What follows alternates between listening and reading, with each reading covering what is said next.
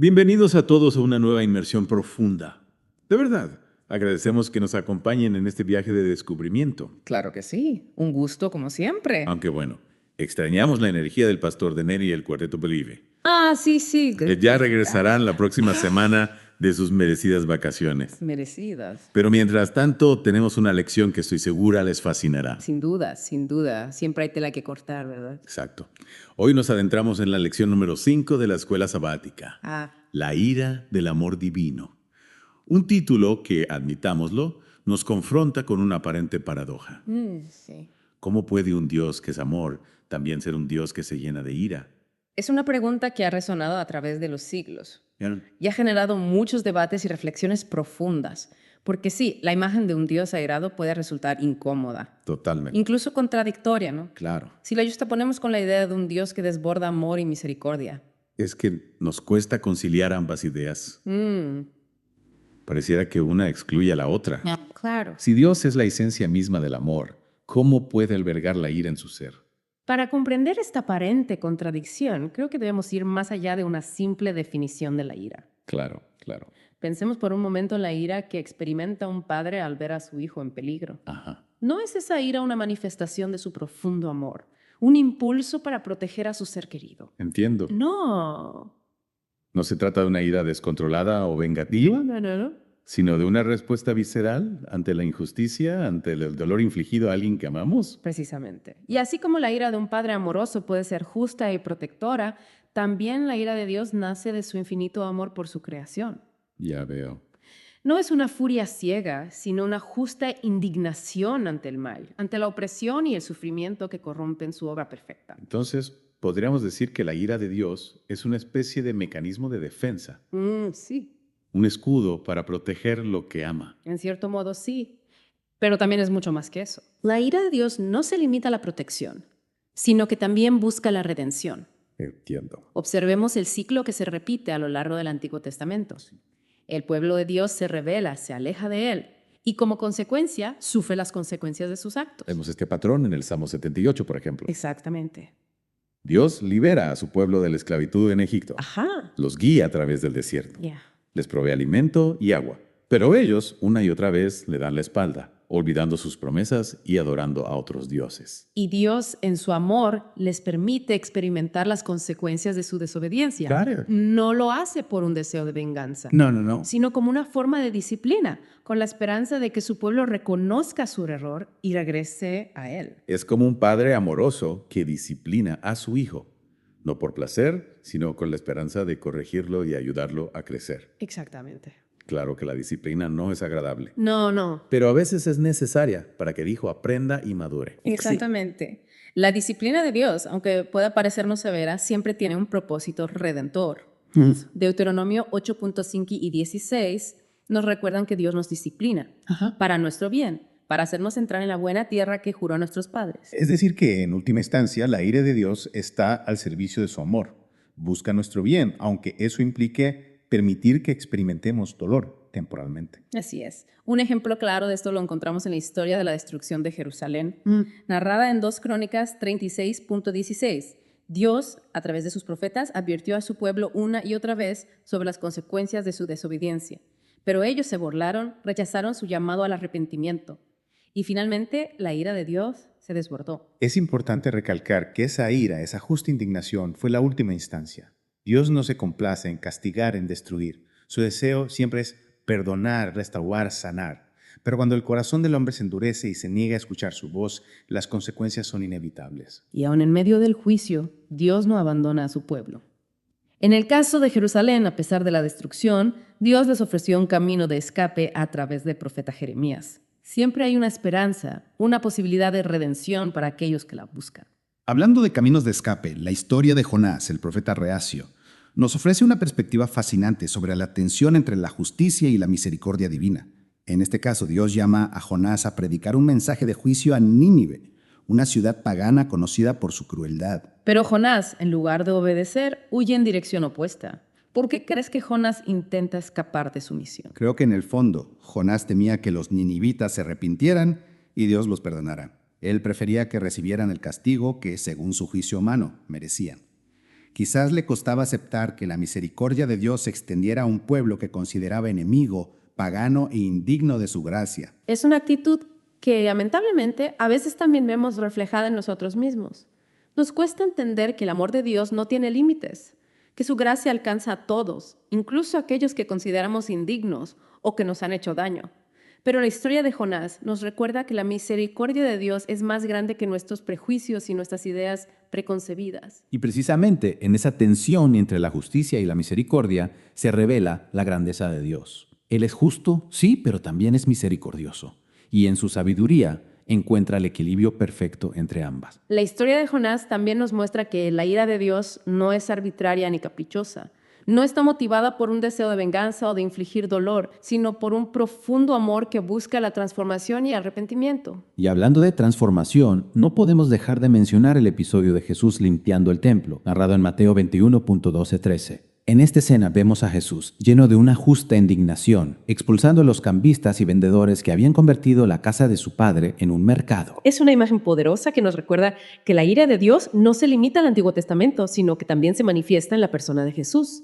Él, siendo la imagen misma del Padre, también se indigna ante la injusticia, la hipocresía y la profanación de lo sagrado. Pero, ¿qué era lo que le indignaba tanto a Jesús en este caso? A simple vista podría parecer que se trata de una reacción desproporcionada, incluso violenta. Sin embargo, al profundizar en el contexto, comprendemos que la ira de Jesús no está dirigida contra las personas en sí mismas, sino contra el sistema que las oprime y las explota. El templo, que debería ser un lugar de oración y encuentro con Dios, se había convertido en una cueva de ladrones, donde los más vulnerables eran engañados y despojados de sus escasos recursos.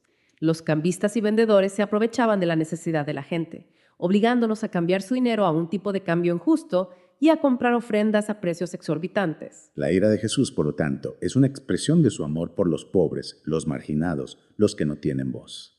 Es una ira que busca la justicia, la equidad, la restauración del orden divino. Y esta misma ira, aunque a veces pueda parecernos incomprensible, es la que, en última instancia, nos protege del mal y nos guía hacia el bien. Es la ira del amor divino que, aunque pueda disciplinarnos, lo hace siempre para nuestro beneficio y nuestra redención.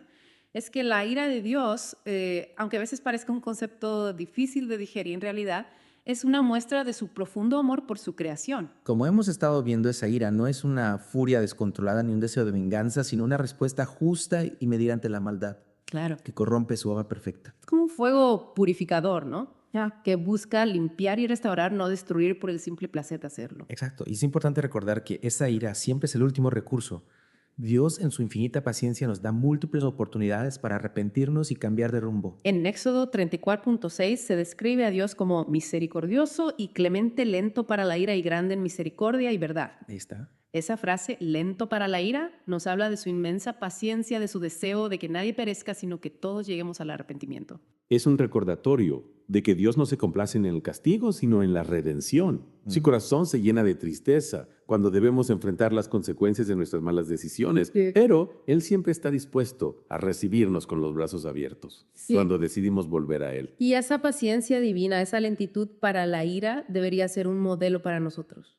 Sin duda. En un mundo donde la inmediatez y la impulsividad reinan, Ay, sí. estamos llamados a cultivar la paciencia, la comprensión y el perdón en nuestras relaciones con los demás. Es cierto, a menudo reaccionamos con enojo o resentimiento ante las ofensas. Claro. Nos dejamos llevar por la impulsividad y la sed de venganza.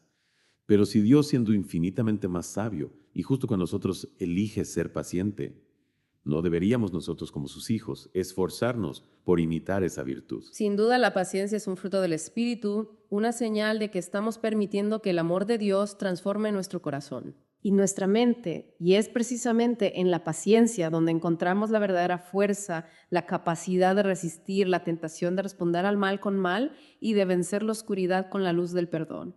Hablando de perdón, la historia de Jonás nos ofrece una lección magistral Sí. sobre la importancia de dejar de lado nuestros prejuicios y abrir nuestro corazón a la misericordia de Dios. Recordemos que Jonás se enfureció cuando Dios perdonó a los ninivis, un pueblo que él consideraba enemigo y merecedor de la destrucción. Su enojo nos muestra la lucha interna que a veces experimentamos cuando la gracia de Dios se extiende a aquellos que según nuestro juicio humano no la merecen. Nos cuesta aceptar que el amor de Dios sea tan amplio, tan inclusivo, que abarque incluso a aquellos que nos han lastimado o que consideramos indignos. Pero la historia de Jonás nos invita a mirar más allá de nuestras limitaciones, a Exactamente. confiar en la sabiduría y el amor de Dios y a regocijarnos en su misericordia, incluso cuando no la comprendemos del todo. Al final, Dios le pregunta a Jonás, ¿haces bien en enojarte tanto? Es una pregunta que resuena a través de los siglos y nos interpela directamente a nosotros. Nos alegramos cuando Dios perdona a aquellos que nos han ofendido o nos resistimos a su gracia, deseando que la justicia se imponga según nuestros propios criterios. Es una pregunta que nos invita a examinar la profundidad de nuestro amor y nuestra capacidad de perdón. Estamos dispuestos a dejar de lado nuestro egoísmo y nuestros deseos de venganza y a permitir que el amor de Dios fluya a través de nosotros, alcanzando incluso a aquellos que nos han hecho daño. Y si aún dudamos de la importancia de cultivar la paciencia y el perdón, recordemos la escena de Jesús limpiando el templo. Su ira, aunque pueda parecernos una explosión de violencia, es en realidad una expresión de su profundo amor por la justicia y la santidad al expulsar a los cambistas y vendedores.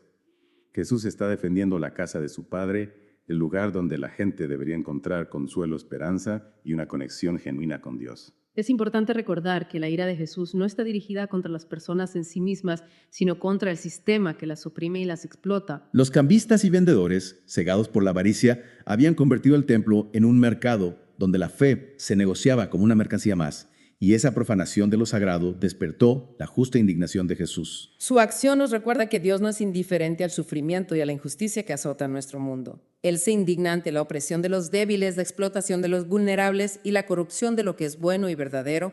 Y esa indignación, aunque pueda manifestarse como ira, siempre está al servicio del amor, buscando la restauración del orden divino y la liberación de aquellos que sufren. Debemos recordar que así como la ira de Dios es justa y purificadora, también puede ser redentora. No se trata de un castigo arbitrario, sino de un llamado a la transformación, un impulso a abandonar el camino del mal y abrazar la luz del amor y la verdad. Y esa transformación, ese cambio de rumbo es posible gracias a la infinita misericordia de Dios, que siempre nos ofrece una nueva oportunidad, un camino de regreso, unos brazos, sin importar cuán lejos nos hayamos alejado. Es en esa misericordia, en esa paciencia inagotable, donde encontramos la verdadera esperanza, la certeza de que a pesar de nuestros errores y nuestras rebeliones, el amor de Dios nunca nos abandona. Y esa esperanza es la que nos sostiene en los momentos difíciles, ¿no? La que nos impulsa a seguir adelante a pesar de nuestras imperfecciones y de nuestras caídas. Porque sabemos que la ira de Dios, aunque real y justa, nunca es la última palabra. Su amor, su misericordia, su gracia siempre se imponen. Exacto.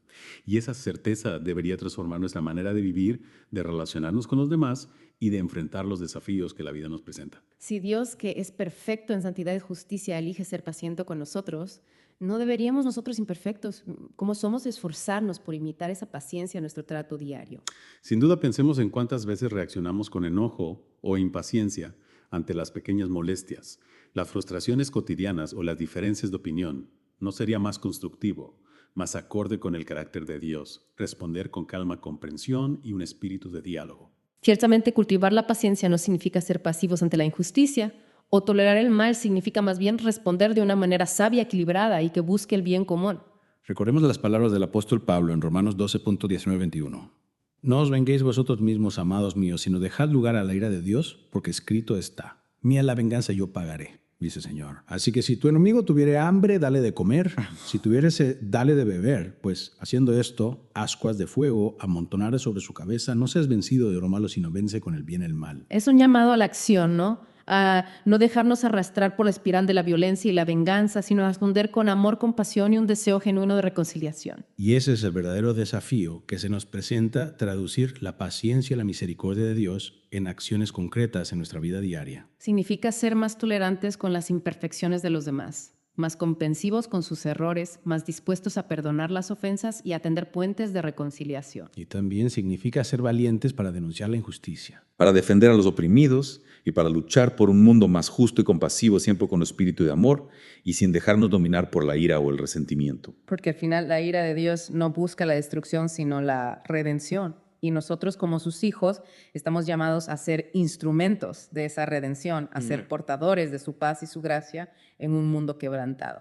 En este viaje de descubrimiento sobre la ira del amor divino hemos explorado las diferentes facetas de este atributo tan complejo y a la vez tan revelador del carácter de Dios. Hemos visto que esa ira no es contradictoria con su amor, sino que surge de él como una respuesta justa y medida ante la maldad que corrompe su obra perfecta. Hemos aprendido que Dios es paciente lento para la ira y rico en misericordia, y que esta paciencia debería inspirarnos a cultivar la misma virtud en nuestras vidas. Y hemos descubierto que la ira de Dios, aunque pueda disciplinarnos, siempre busca nuestro bien, nuestra transformación y nuestra redención. Esta reflexión nos impulsa a vivir de una manera más coherente con el amor de Dios, a ser más pacientes, más compasivos y más misericordiosos con los demás. Y a recordar siempre que la última palabra no es la ira, sino la gracia, el perdón y la esperanza que se encuentran en Jesucristo nuestro Señor. Gracias por acompañarnos en esta inmersión profunda. No olviden suscribirse a nuestro canal y compartir este episodio con aquellos que puedan encontrarlo valioso. Hasta la próxima,